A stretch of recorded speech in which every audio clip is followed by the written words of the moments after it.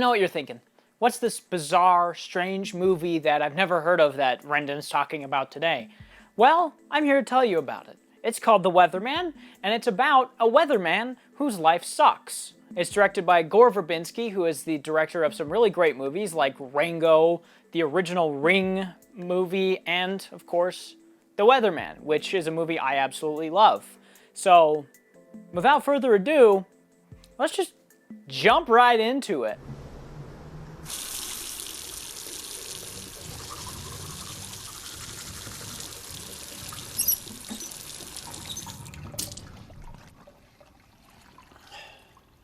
That was refreshing.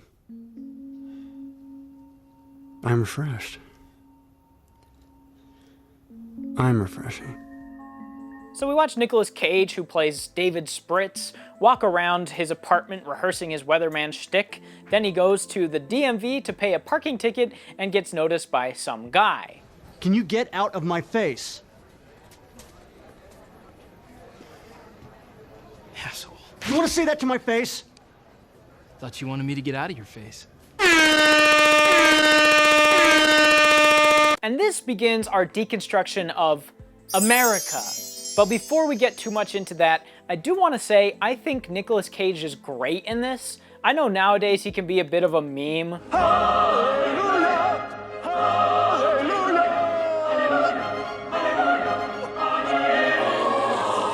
But there are times when he can legitimately pull off a great performance, and I think this is one of those times. He is wonderful in this movie, and he's just playing this, like, mildly famous weatherman who makes a decent living, whose life is kind of miserable. Which is something I think a lot of people kind of want. Everyone wants to be famous and successful and have a lot of money, but the movie straight away shows you that cost of fame by this random guy recognizing him and pretending as if he's met him before even though they've never met. People recognize me sometimes. Some are dicks. From what I can tell from my few watches of this movie, the film is mainly about depression and corporate America, or American consumerism. But there are other themes and ideas that this movie pokes at in interesting ways, and straight away it's kind of commenting on fame and people's expectations of people, because this guy that recognizes Nicolas Cage probably imagines he'll be as warm and nice and inviting as the person he sees on TV is. He probably figures, hey, it's Dave Spritz, I know this guy, I watch him all the time, and yet Nicolas Cage has no idea he exists. He doesn't know who he is. They've never met before, and yet this guy is treating him as if they're old friends. The first thing he says is, "What's up, dude?" Even though they've never met. And so, as you'll see going forward, this is an idea the movie kind of plays around with, where people have certain expectations of those around them, whether it's from people they look up to, whether it's from their family, whether it's from their kids, or whatever it might be. People do have expectations of what other people should be, and when they don't meet those expectations, frequently it's quite disappointing. And that's why everyone says don't meet your heroes, because you'll always be disappointed, because the person you know isn't the person that they are. Dad, can we stop here? What for? I need a notebook for school.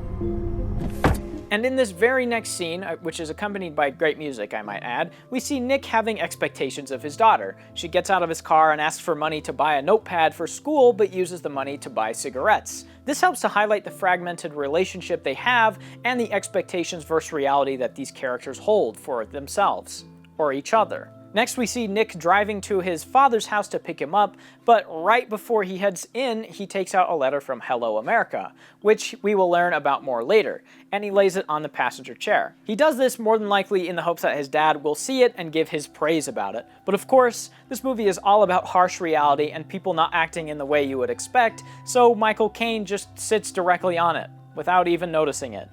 So they go to the doctor's office and his dad asks for a newspaper, and after a series of unfortunate events, Nick ends up with a coffee for himself and no paper. Hey, Hi. Where's the paper, David? I didn't have enough money. You bought a coffee.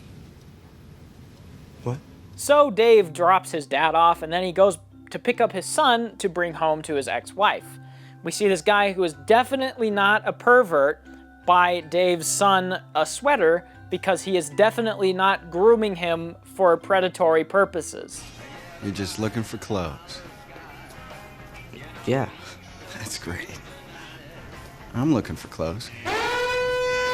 Okay. So Dave drops his kid off and absolutely nails his wife with a snowball, plays the victim, and then takes off. And finally, he makes his way back to his bougie apartment where he has an inner monologue about why he thinks he gets hit with fast food items, which is hilarious. Every couple months, someone throws something at me. A shake, a burrito once. Why? My name partly, I guess. I changed it for professional reasons. My first station manager suggested it. He said it sounded refreshing and that they wanted that quality. That may be true, but it's also annoying.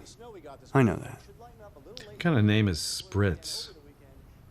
It's a bullshit name. So we're only 20 minutes in the film, and it's already set up every theme and message it wants to tackle and every character and relationship that it wants to explore going forward. We've met Dave Spritz, our wealthy, mildly depressed, temperamental weatherman who is waiting on a call from Hello America to hopefully change his life around, who also gets hit by various fast food items. We've seen his relationship with his daughter, who has definitely distanced herself from him. We've seen his relationship with his father, who he clearly looks up to, and we've seen his relationship with his son, who is falling in with the wrong crowd because his parents don't really give him all that much attention. And from here, the movie kind of just builds on these things. So from this point on, I'm going to less tackle the movie plot point by plot point and just highlight scenes that I think point out what it's trying to say or make its message more known to the audience.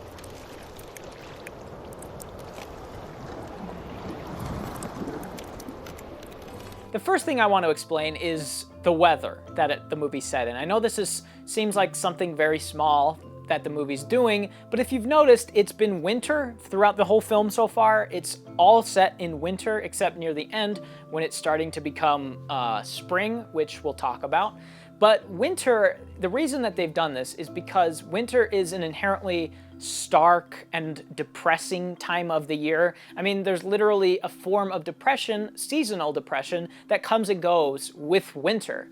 It's just this bleak, again, stark, dark time of year that makes a lot of people very depressed because the sun is not out very much and you're not getting the necessary vitamins. So people get very depressed this time of year.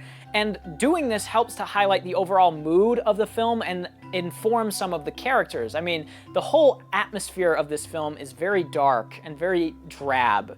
And our main character, Dave Spritz, is an incredibly depressed, wealthy man. So making the film set in this cold, abrasive time of year is a stroke of genius. Not only, again, does it help the atmosphere of the movie, but it really does help you subconsciously inform the characters. Without really saying that much, just with the weather, you can tell that this is a gloomy part of this character's life. And as it transitions into spring, you see that he's finally making steps into changing that, which again, we'll talk about later. What? Anyway, a bit later in the film, we see Dave and his ex-wife go to some form of counseling where they do trust-building exercises, like falling backwards or writing on a piece of paper, something that you did to your partner that you're not proud of that they also don't know about. So they write it down and give it to each other, vowing to never open it. But of course, the literal first thing that Dave Spritz does is look at it. And he doesn't even wait to leave the place to do it. So he can't resist pestering her about it, which of course reveals that he's read it. So his wife reads his and, Hey, should I look at yours? That's all right. No, Noreen. Throughout marriage, BJ's lacked enthusiasm. Had difference of opinion over how important that was, I thought very. So what we learn in this scene is, I think, incredibly important to learning more about what makes our main character tick as a person. He reads his wife's thing and breaks her trust, which is probably something he's done in the past before, because he only thinks of himself. He's very self-absorbed. And then when she reads what he wrote down, he's talking about sex.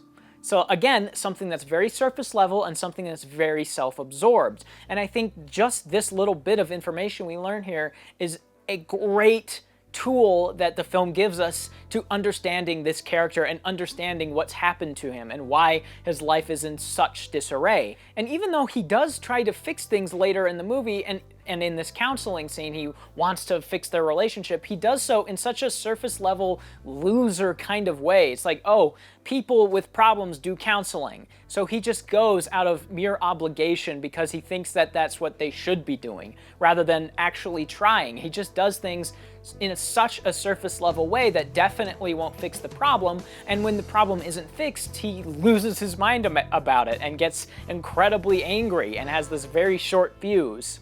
I'm talking to my wife. I'm talking to Noreen and this clown whose business this isn't. You call me a dildo, it is my business, Spritz. So after this, he goes and takes his father to another checkup where he finally just tells him about Hello America instead of dancing around the topic. I got a feeler from Hello America. National. They're looking at 20 guys, but they'll be cutting down to 3 soon. It's a possibility. Salary's great. It's real strong. I didn't mean moving, but I'd like to move everybody, you know? Renew things with Noreen. We've been seeing somebody. Yeah, let the kids start over in New York. Keep them away from some of the bad influences here that... Just get a fresh start. I think that would be great. So this is another scene that I think is very important in understanding Dave Spritz, our main character. Literally the night before, his wife tells him that she hates him and that she doesn't like seeing him or doing anything for him. And yet here he is, less than a day later, saying that he thinks that getting a 6-figure plus job, a nearly 7-figure job, will help him save his relationship. And this is just another way that the film tackles both consumer America and our main character, because the idea that getting that one promotion, getting the next big job will help your circumstance is such a fleeting surface level idea that almost never pans out. But it is an idea that I think a lot of people have. I even have that sometimes, where I think if this blows up, or if this happens, or if I get this raise or this next promotion, my life will change. And so we end up sitting back and doing nothing about our lives, hoping that it will change. And that is just not feasible. That will just make you tread water for your entire life. And this seems to be what is happening to our main character. Now, he has a great job. He has a 6-figure job. He makes $240,000 a year, he says, which is an incredible amount of money and more than enough to sustain a family, and yet his family is in complete and utter disarray. Now, why is that? He thinks it's for money. He thinks that if he gets this Hello America job, which is over $1 million in salary, he will be able to turn things around. He'll be able to start anew, but that is just not the case. Because even though he's got this money, nothing's working, because the problems run deeper than money. The problems in his life run deeper than just being able to fix with a scenery change or some money. You can't just throw money at personal problems. And again, this is something I think a lot of people fall into. You can't just expect things to come your way that will change your life. You do have to work at it. And this is, again, explored in a way with Dave Spritz when he starts learning archery, which is something I haven't talked about, but he starts learning archery and he gets really good at it. And yet he doesn't really apply that mentality to his everyday life. He works really hard at archery. He tries, he goes all the time, he shoots all the time. Throughout the rest of the movie, he's basically doing archery every other scene. So he's working at it, he's getting better, and he gets really good, and yet he doesn't even try that hard with his family. All he does is, hey, I got money, we should start over, right? Hey, I bought my daughter some things, which means our relationship's good, right? No, because you're not trying, you're just throwing money at a problem and hoping it fixes itself. And this is basically screamed in the audience's face when he has a little fantasy out his bedroom window. Well, who's that with him? Those are the wife and kids. They used to have a real f***ed-up relationship. Not anymore. That's something else that changed. It seems Hello America with Brian Gumbel gave them all a fresh start and an increase in salary to $980,000 outside promotional fees, which would stay well over $1 million a year. All the filmmaking here is just on point. It's wonderful.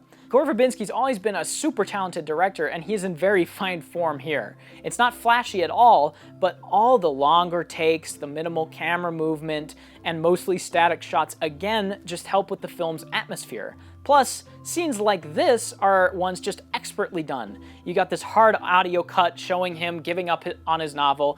Roy had picked up Oliver at his science lab, and there he snagged the vials. He stashed them in his computer case. And then you have this hard edit from his past hobby to his current hobby. The first time I was struck with something, a chicken breast from Kenny Rogers. I was standing next to a garbage pail. I thought it might have been an accident, that they were throwing it out. The second time, it hit me square on the chin, a soft taco. Then, pop, a falafel, McNuggets, always fast food. Fast food. Shit people would rather throw out than finish. It's easy, it tastes all right, but it doesn't really provide you any nourishment. I'm fast food. So a bit later, Dave Spritz has a moment of clarity for himself in the most shallow place that you can be at, a food court. Here he compares himself to the fast food around him, saying that he's like fast food because it's easy, it tastes all right, but it doesn't provide any real nourishment, which also ties into his job.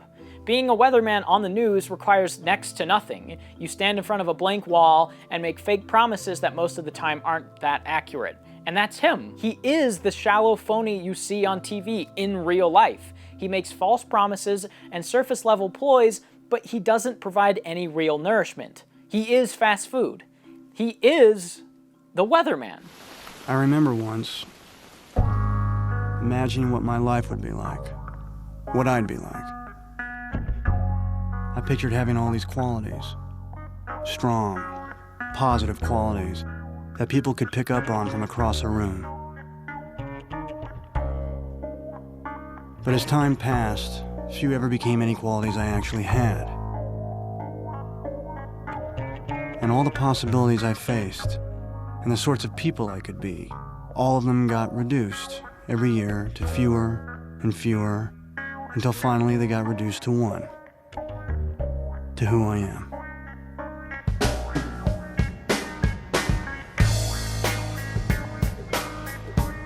And that's who I am. The weatherman. But this movie isn't just all nihilism, it isn't all just misery. Dave Spritz actually does have an arc, which I hinted to at the beginning, right at the end. Literally the last thing that happens, he has an arc. So, it's gonna rain today? Who knows? And that is The Weatherman. One of the most underrated movies and underappreciated movies I think ever. It is absolutely incredible, and I cannot believe that it hasn't caught on more. You got an incredible leading performance from Nicolas Cage. You get great direction, great cinematography, amazing music from Hans Zimmer.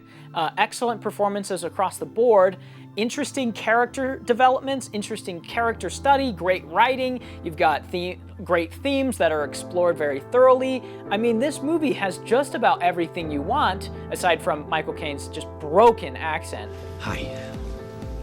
Where's the paper, David? And I just don't understand why people don't watch it, or why people don't know about it. You can't even buy a Blu-ray of this. It's just on DVD.